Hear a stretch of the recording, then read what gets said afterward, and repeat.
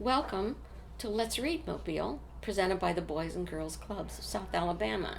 I'm Miss Carol, and I like to read for you one of my favorite books, Nothing Stopped Sophie. Sophie, this is a true story about Sophie Germain, who was a mathematician a long time ago. Long ago in Paris, a young girl named Sophie Germain understood that math could do more than measure lengths of silk and tally accounts in her father's shop. In those days, people scoffed at girls for thinking about anything more serious than hair ribbons or what music to play on the piano forte. But nothing stopped Sophie. Telling Sophie not to think about math was like telling a bird not to soar.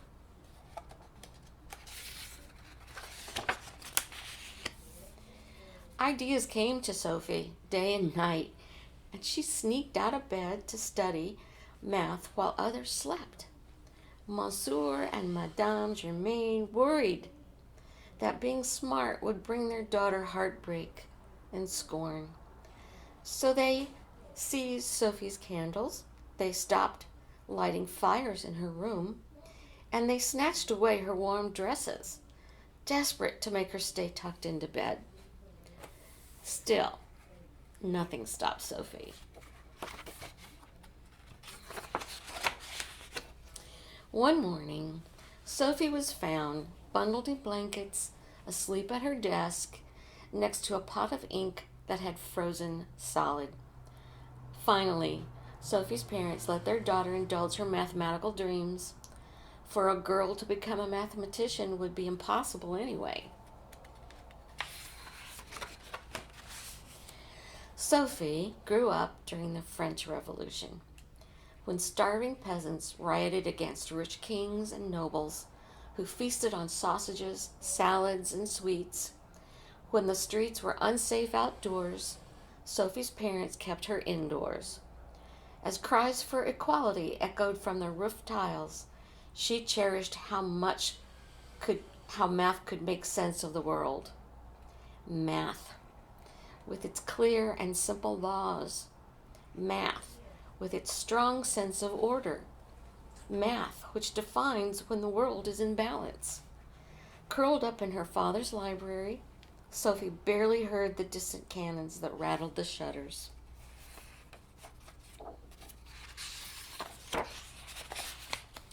Sophie discovered that mathematicians use numbers as poets use letters, as a language to question, explore, and solve the secrets of the universe. She read how ancient Greeks wrote equations that made the impossible possible. Water flowed uphill. A lone man pulled mighty ships ashore. A scholar measured the size of the earth. Sophie longed to become a mathematician and write such poems of her own.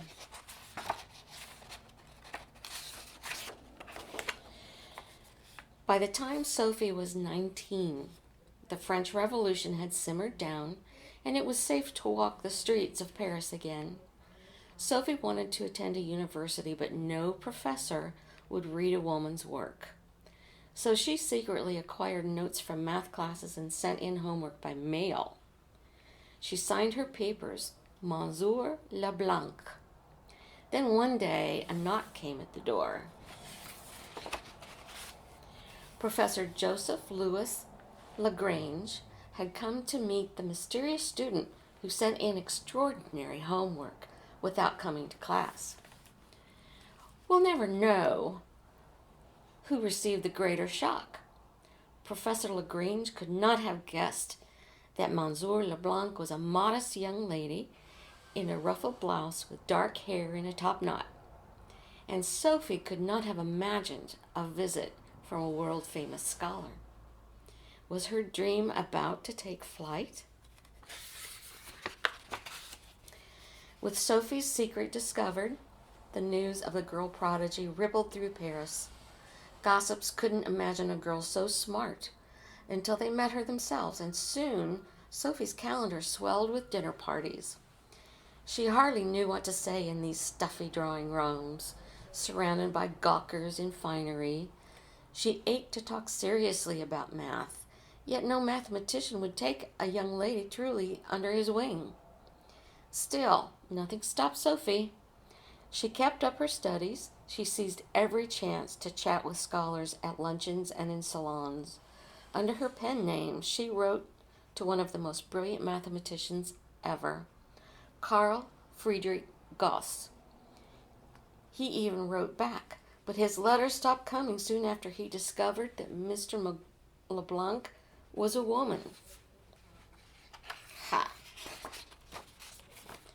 At age 32, Sophie witnessed an experiment that revealed the hidden laws of math at work in the everyday world. She saw a scientist sprinkle sand onto a glass plate. As he rubbed the violin bow against the plate's edge, vibrations shook the glass until it rang out with sound.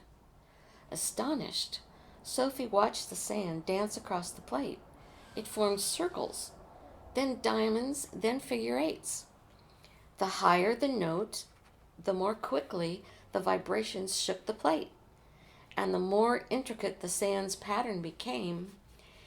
Suddenly, Sophie realized that every hand knocking on a door, her own boots clicking the cobblestones, every motion sent vibrations surging through nearby objects, just as waves flowed through the water.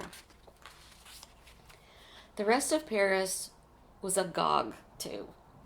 The prestigious Academy of Sciences offered a medal worth 3,000 francs to anyone who could find a mathematical formula that would predict patterns of vibration.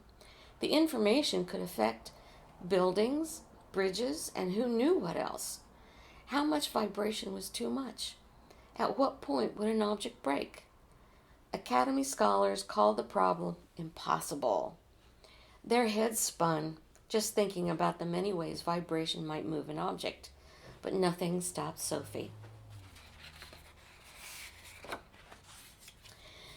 Just as math measures how bird wings move up and down during flight, Sophie knew math could measure a surface moving up and down from vibration.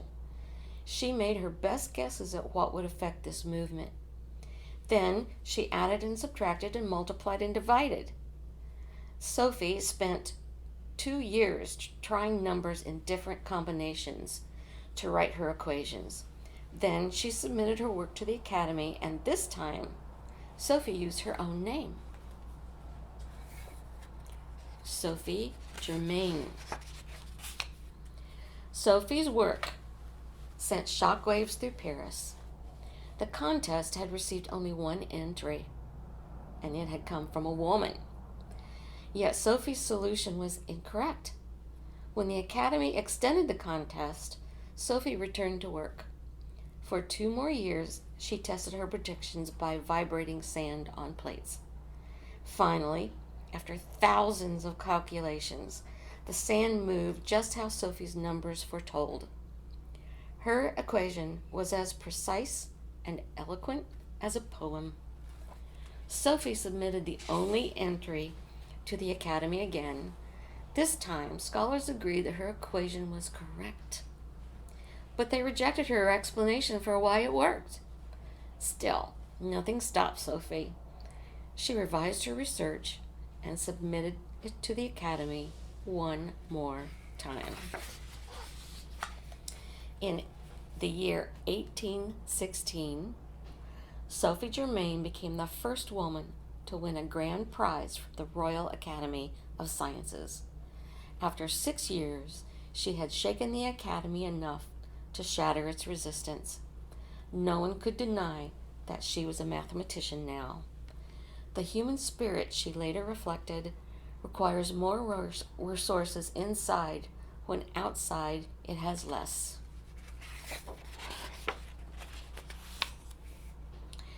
After Sophie's work, mathematicians sought even better ways to predict vibration patterns. Eventually, their discoveries made it possible to build the Eiffel Tower in Paris and modern skyscrapers and lengthy bridges all over the world. Sophie is celebrated today because nothing stopped her. Her fearlessness and perseverance have inspired many people. Perhaps she will also inspire you. There's more about Sophie in the back of this book, so you may want to get it for yourself from your local library and read it. Thank you. Thank you for joining us today. Until the next time, let's read, Mobile.